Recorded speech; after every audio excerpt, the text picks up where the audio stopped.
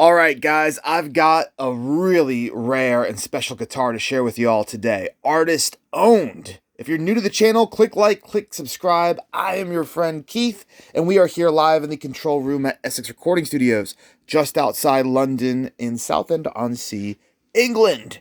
Yes. So what is this mysterious guitar we have in front of us today? This is a very unique, one-of-a-kind 1977 Gibson Les Paul Deluxe, owned by Pat Gallagher of famous Northern Irish folk rock band Goats Don't Shave. You can look them up on YouTube. They've had a few big hits, millions of views, and this belonged to Pat Gallagher, or Patsy Gallagher as they say up there. Yes, this has been his guitar. There's so many stories. It's been stolen. It's been recovered. It's been modified. It's been everywhere. Man.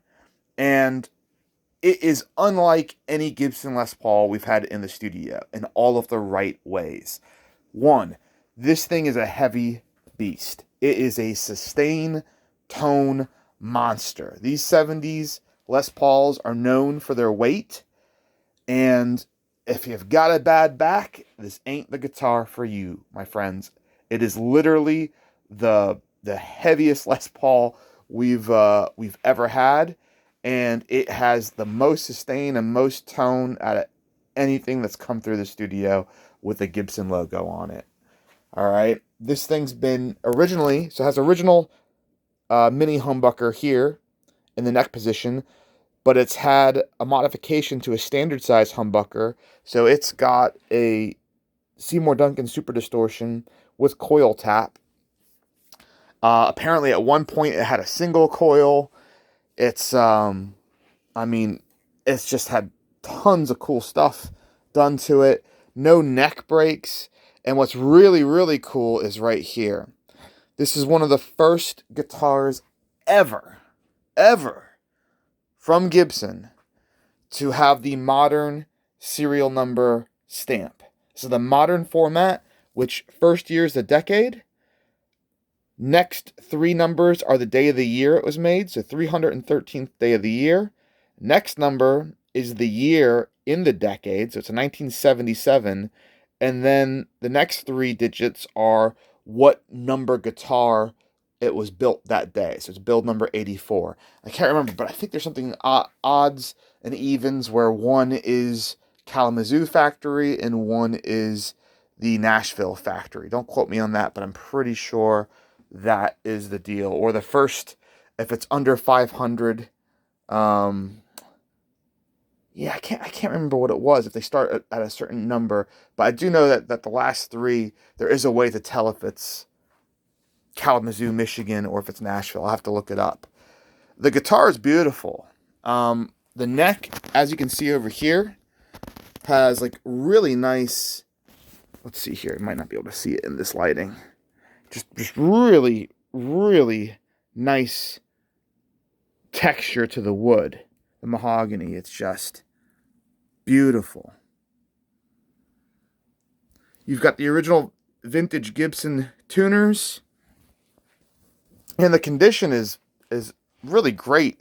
I'm assuming it's been refinished and stained at some point here. The neck all looks original, but the body, because I know that they had to drill into it to do the humbucker, and there was a bit in the back that I think they said they had some sort of booster on, but this dark stain gives it kind of like I don't know what you'd call it, like ultra dark tobacco burst, kind of. I call it coffee burst, maybe. Yeah, that's what we'll call it. Coffee burst. Coffee burst looks phenomenal. And got a really nice fretboard. It's been professionally refretted, professionally set up by the top guy in Northern Ireland.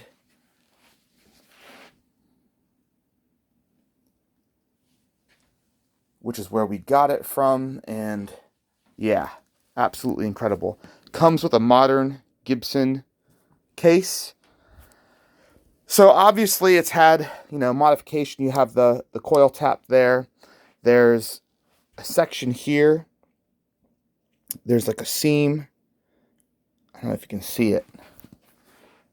From when they were doing the, I think from when they went from the single coil to the humbucker. And then on the back, it's very interesting. This is, I don't know if this is back in the 80s when they started coming out with this Roland stuff and this MIDI stuff. But there's almost like, it looks like they copied this back panel and did a smaller version of it right there. Do you see that? But it's all completely sealed. I mean, you couldn't tell it was there unless you were looking for it and you saw it in the right light. And guys, this thing is a tone monster. It is an absolute beast. And it comes with just a tremendous story. That's what I was looking at. There we go. Let's see if we can see it here. On this side, there's actually a lot of flaming going all the way down the neck. Really cool. Yeah, gorgeous. Gorgeous, gorgeous guitar. So, many cool stories. I mean, you have 77 was the first year for the modern format. It was just the end because for 75, 76, and 77, they did a decal. And I think it was 75 began with 00, 76 began with 77, and 79 began with, or 77 began with like 99, or something like that. You can look it up on the serial number charts on Gibson's website or on reverb.com. They talk about it. So just getting one of the first ones ever to do the modern serial number, because 77 was the first year that they did it after leaving the decal. You get the larger 70 style headstock, which is cool. It's a deluxe, so you get the mini humbuckers, which people love. But then you also have the tone monster, just rock beast that is the Seymour Duncan Super Distortion with the coil tap.